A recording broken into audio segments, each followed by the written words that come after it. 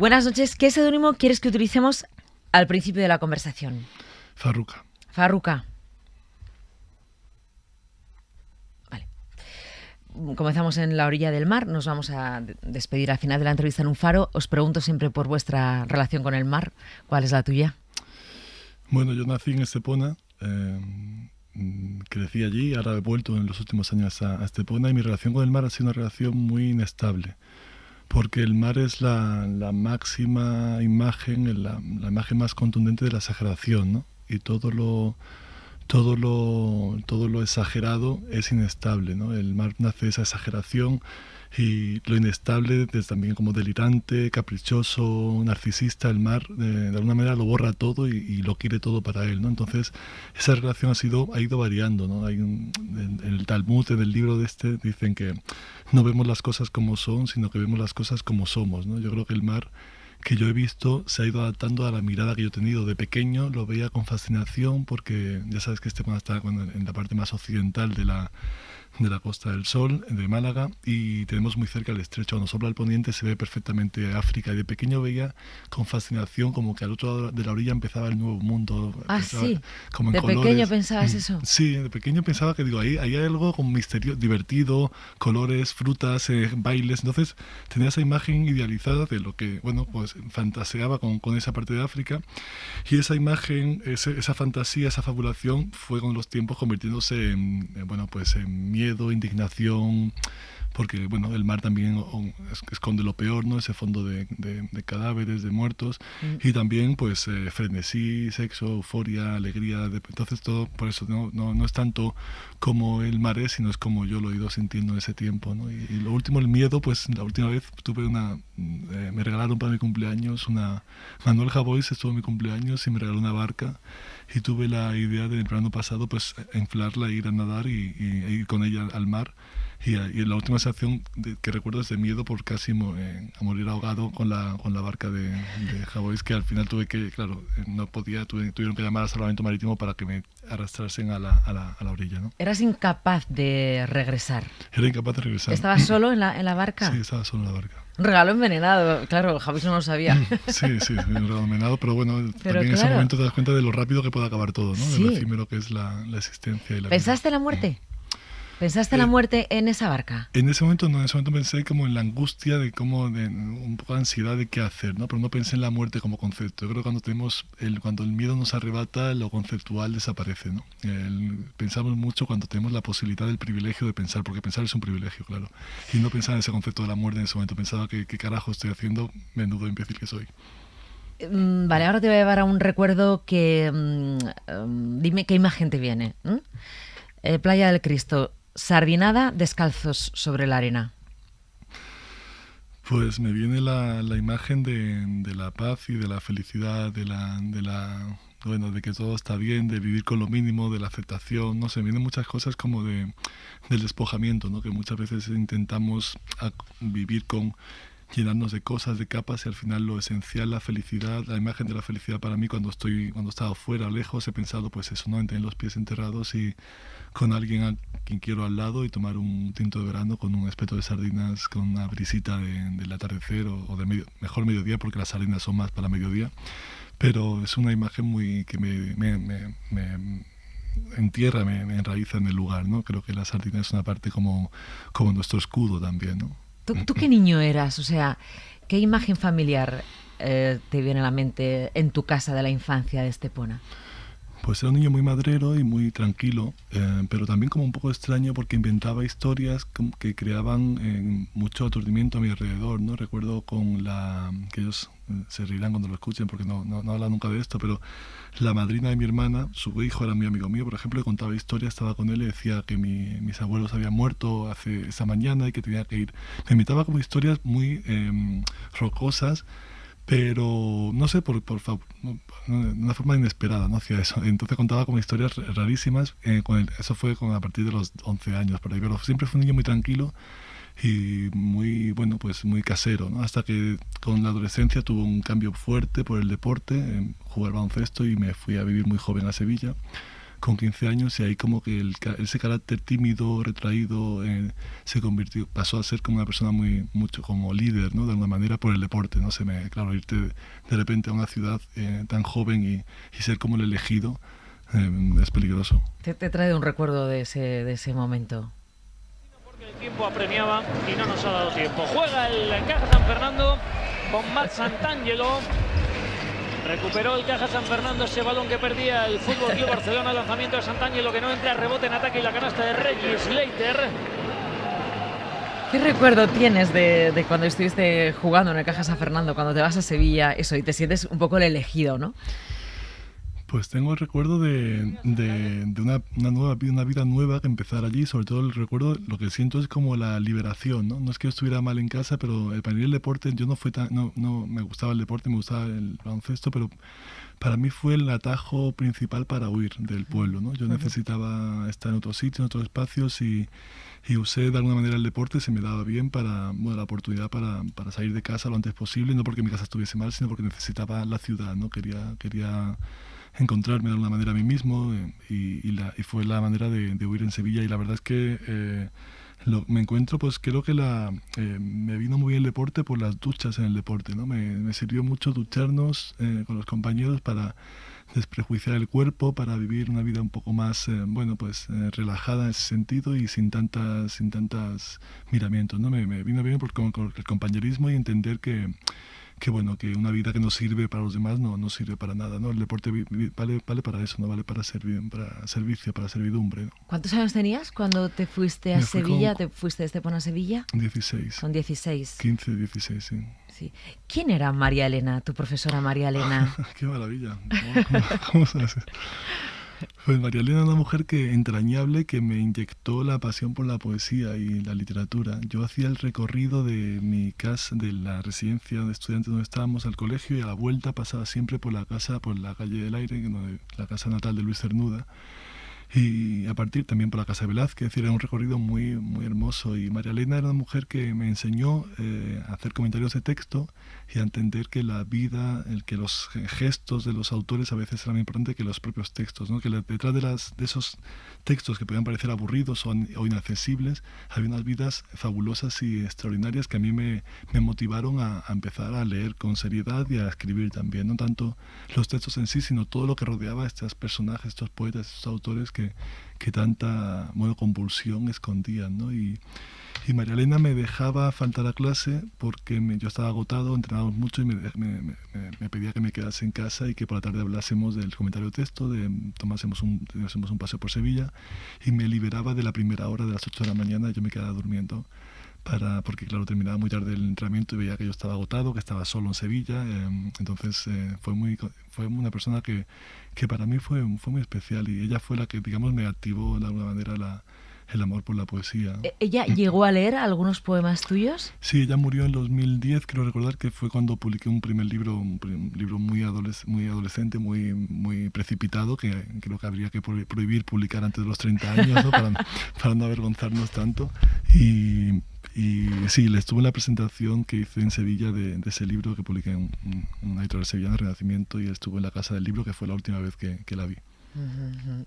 Hablando de Cernuda, ¿cuántas veces te has preguntado eso, no? El deseo es una pregunta cuya respuesta nadie sabe. ¿Cuántas veces te has planteado y has pensado en lo que hay entre la realidad y el deseo? Claro. Vamos, te lo seguirás preguntando todos los días. Bueno, el deseo es nuestra condena, nuestra dicha, ¿no? Es decir, igual que el amor, afortunadamente somos seres que tenemos la capacidad de amar y ser amados, ¿no? Que yo creo que esa es la principal virtud del ser humano. Primero es el asombro, como decía, ¿no? Aristóteles, como el inicio de la filosofía, pero también el compromiso con lo percibido, el compromiso con los otros, el ver con los ojos de otro.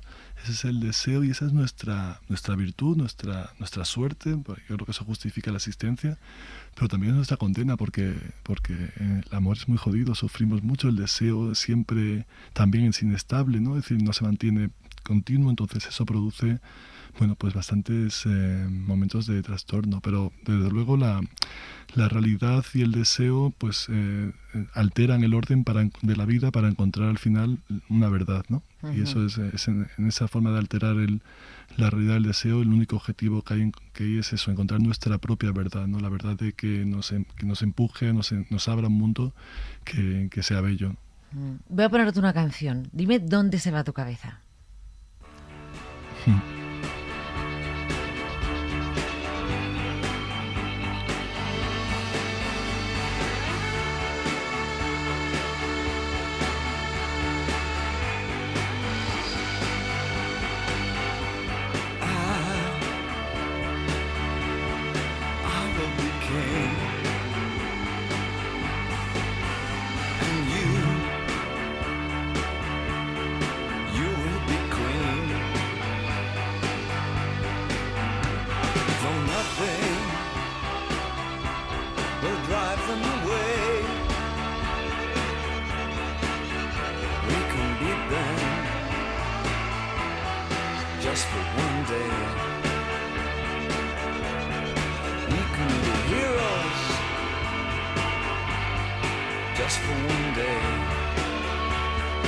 ¿Dónde se va tu cabeza escuchando a Bowie?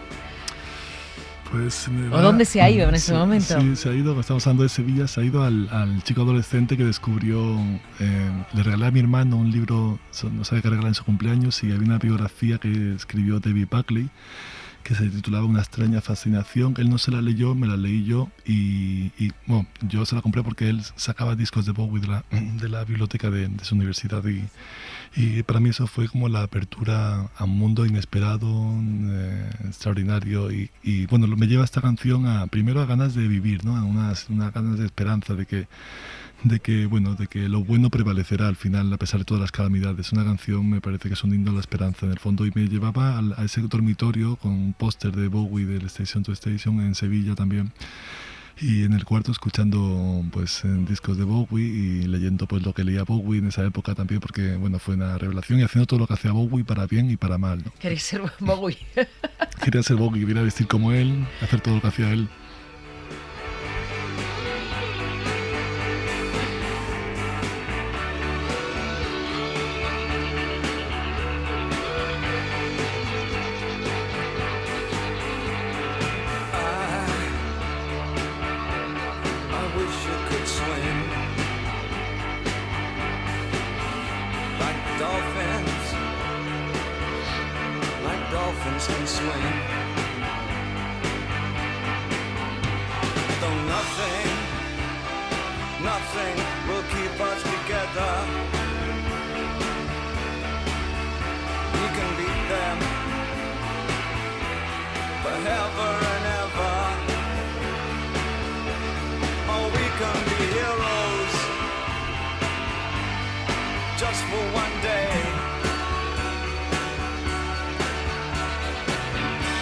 ¿Por qué Alejandro Simón Partal se ha puesto Farruca de seudónimo? Porque a mi abuela le decían la Farruca, y los pocos premios que he ganado ha sido porque estoy convencido porque en la plica, en el seudónimo puse la Farruca. Han sido los premios que he ganado siempre han sido porque, bueno, no por eso, pero siempre han coincidido que he elegido este seudónimo, que ya no volveré a elegir, claro. Tampoco creo que me vuelva a presentar a ningún tipo de premio, pero por eso, y porque era una mujer, era mi abuela paterna, era una mujer como muy independiente, con un carácter muy fuerte, y para mí desconocida, ¿no? De alguna manera. La visitamos con frecuencia, pero una mujer como que, bueno, pues que por la guerra perdió a familiares muy pronto y se quedó viuda muy joven, y bueno, y de alguna manera era muy libre, muy independiente, muy carismática y muy cara dura, en el sentido de que, por ejemplo, a mediodía salía a la 1 diciendo que se le encontraba mal y se metía en casa de las vecinas para que le invitaran a comer, ¿no? Una mujer como echada para adelante, y me da pena que, bueno, que en ese momento pues yo estaba muy pegado a mi abuela materna porque vivíamos puerta con Paulina, y me hubiera gustado más conocer más a fondo a Pepa la Farruca, y mi padre odiaba cuando le decían Farruco, no le gustaba nada, pero a mí secretamente me llenaba de alegría y un poco de orgullo que me dijeran ahí viene este es el hijo del Farruco, por ejemplo.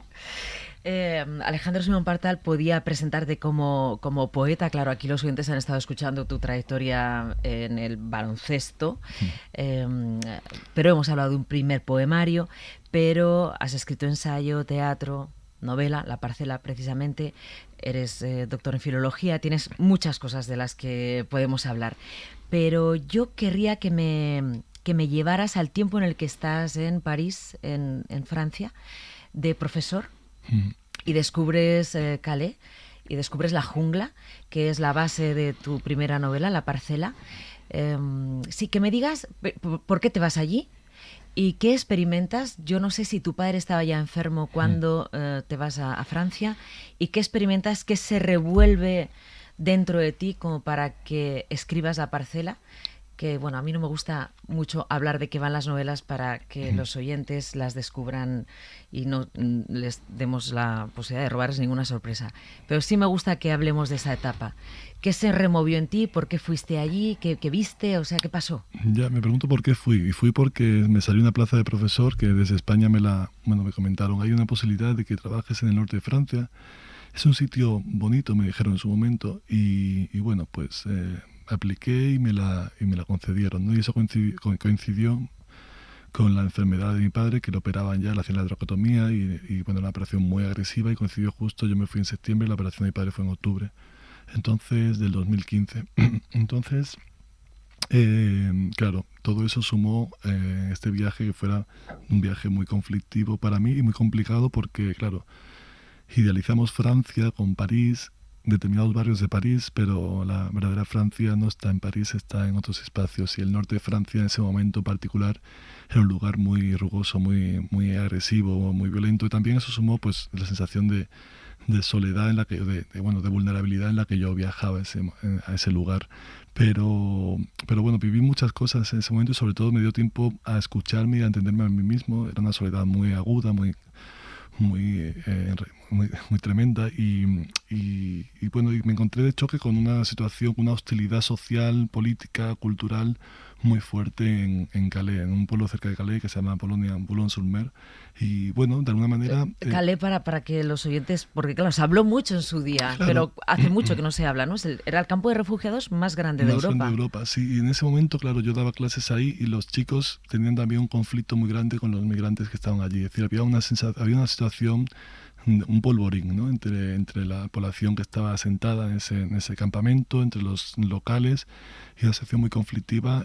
Bueno, un auge también en ese momento en Francia, en ese año, de la ultraderecha, y se confirmó Le Pen ese año, y bueno, todo ese cóctel pues me desbordó, y bueno, yo lo único que hice es abandonarme y decir, bueno, intenté buscar piso en otras ciudades para viajar y volver, pero me abandoné y viví en esa ciudad un año, y pensé, esto es un suicidio en vida, porque realmente es una situación muy compleja, muy delicada.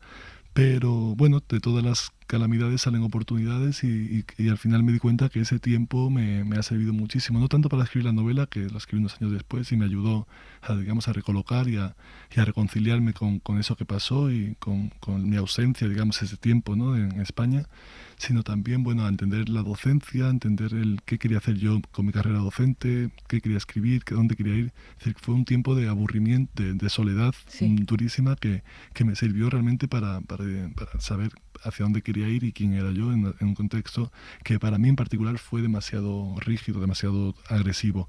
Otra persona a lo mejor hubiera estado bien, no lo sé.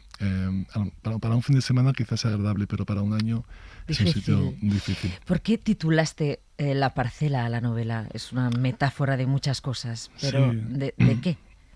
Es una metáfora de la parcela de ese campo de concentración, de refugiados, que bueno, que fue una cosa, el desmantelamiento. Tú estuviste sí, por la jungla, lo llamábamos, ¿no? Los medios de comunicación hablábamos de la jungla.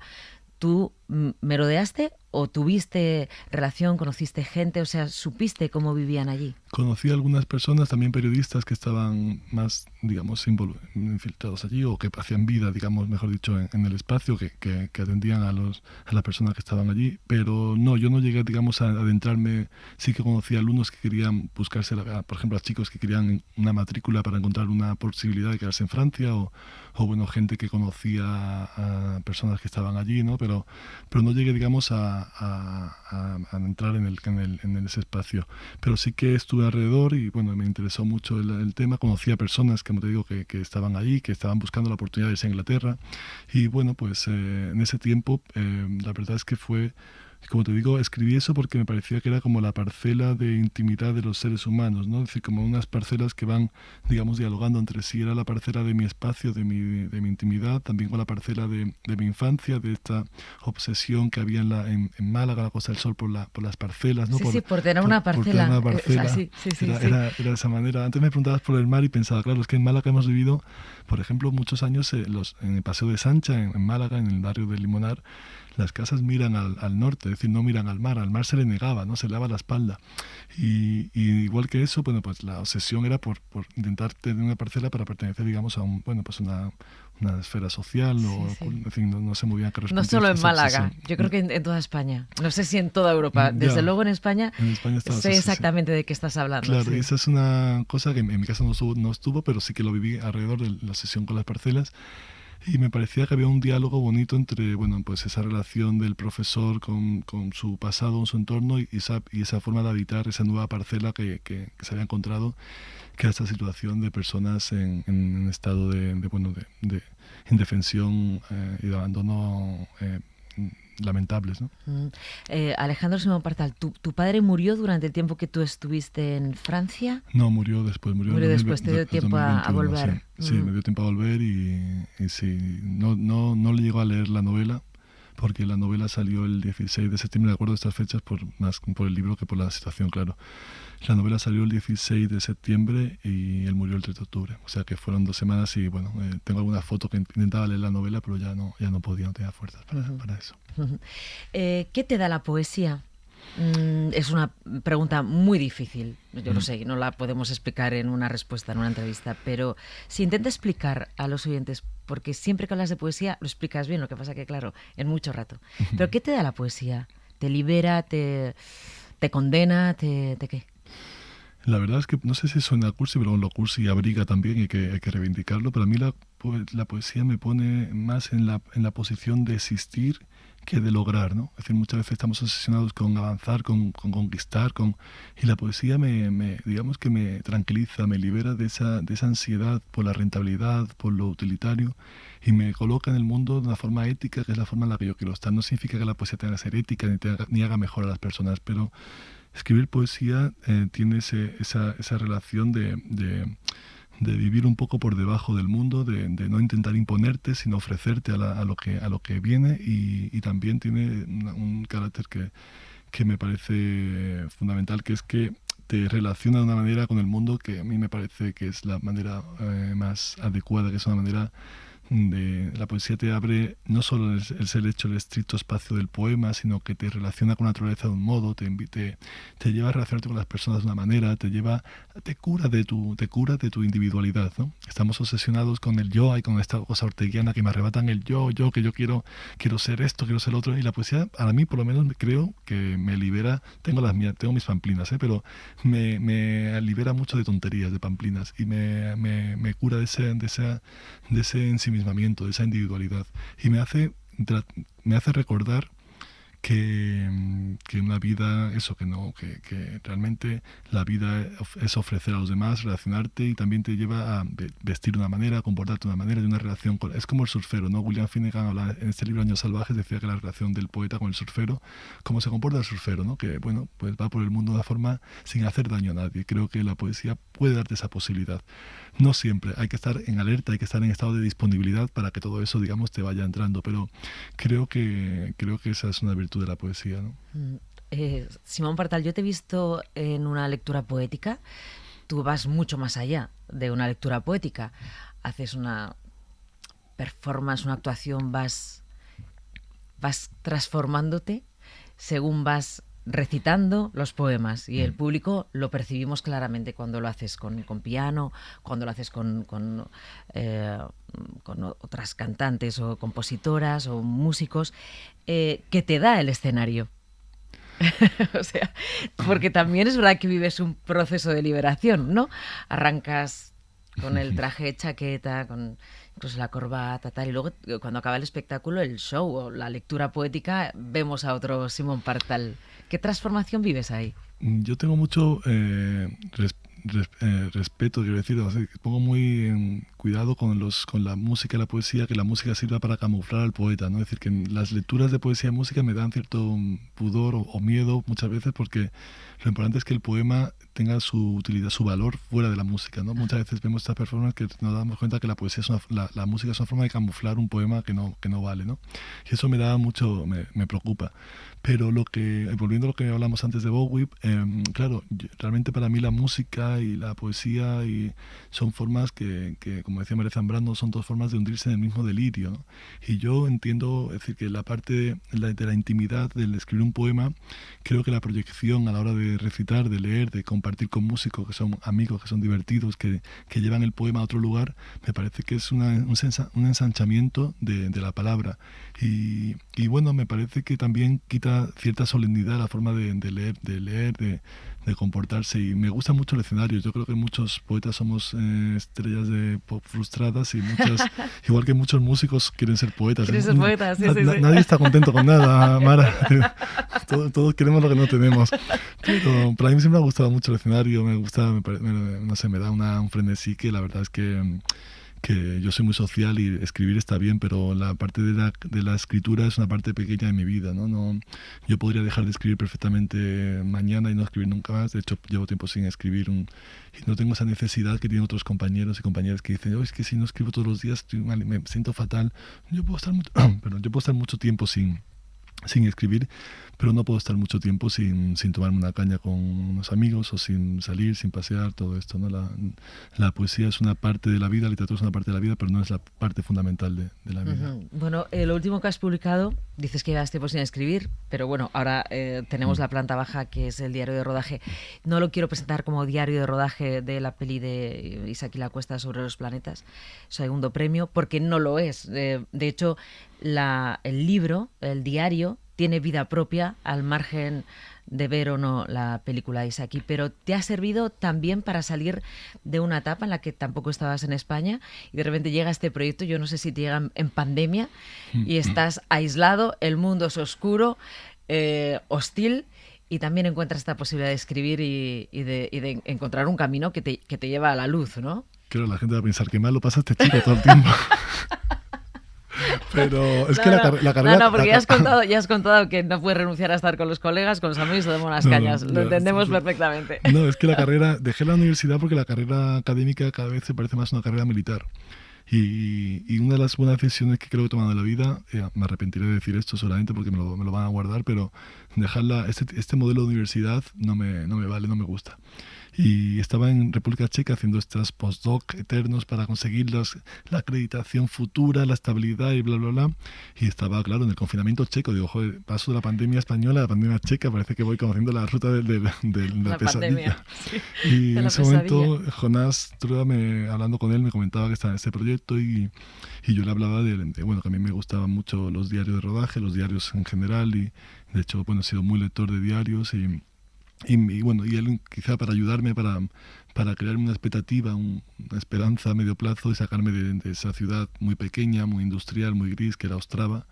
También una situación compleja, se repetía. De hecho, acabé la parcela allí, que parecía como una especie de bueno, pues como una cosa mística de que estaba cerrando la novela casi en una atmósfera aún más compleja que la de Francia, ¿no? Pero Jonás me puso la posibilidad, hablamos de este tema y me parecía que, bueno, que fue un proyecto muy interesante para acompañarle, y sobre todo para acompañar a un amigo, para vivir en Granada una primavera, que nunca había vivido en Granada, y para aprender algo de cine, porque me gustaría, bueno, en algún momento saber algo de cine. Me interesa saber cómo se hace una película, ¿no? Me gusta. Pero al final las cosas cambiaron. Citamos a Jonás Trueba porque es quien empieza con el proyecto de segundo premio, aunque luego lo hereda y ya se lo queda Isaki, ¿no? Claro, sí, la idea, digamos, del porqué del libro nace con esa propuesta, ¿no? Sí. De acompañarle, que me parecía muy estimulante, y al final pues han pasado muchas cosas y la película pues ha tomado su camino y se ha convertido en una película distinta. ¿Y has aprendido de cine?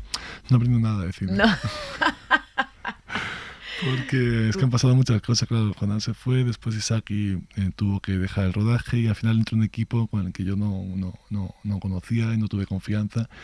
Y el cine es muy neurótico, ¿no? Me he dado cuenta que si la poesía es un mal camino, es decir, que el cine todavía es mucho peor, ¿no? En el sentido de lo que mueve, lo que genera. Entonces me he dado cuenta, menos mal que este camino por de momento no, porque es un camino muy complicado, muy difícil y bueno, pues es unos días de rodaje limitados, con mucha gente dependiendo de eso, con muchas prisas y claro, yo ahí de alguna manera me di cuenta de que mi papel no podía ser de forma cercana a la película, sino que tenía que ser un externo, ¿no? Una persona que esté, un testigo externo y alejado y hacer mi libro más allá de la película, como era mi intención al principio. Y se lee así, la verdad, sí, se lee así. O sea, no quería hacer un libro técnico, tampoco no sabría hacerlo, pero desde el principio, cuando hablamos esta idea, nunca pensé en hacer un librito técnico sobre qué tipo de micros o cámaras o qué localizaciones, porque esos libros me parecen interesantes si estamos en una película que se va a rodar como Fitzcarraldo, ¿no? De Herzog, ¿no? El libro La conquista de lo inútil, o libros, digamos, que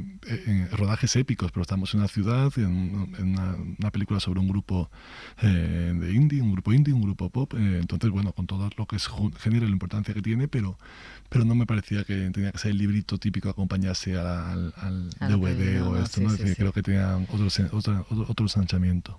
Alejandro Simón Partal, vámonos a un faro.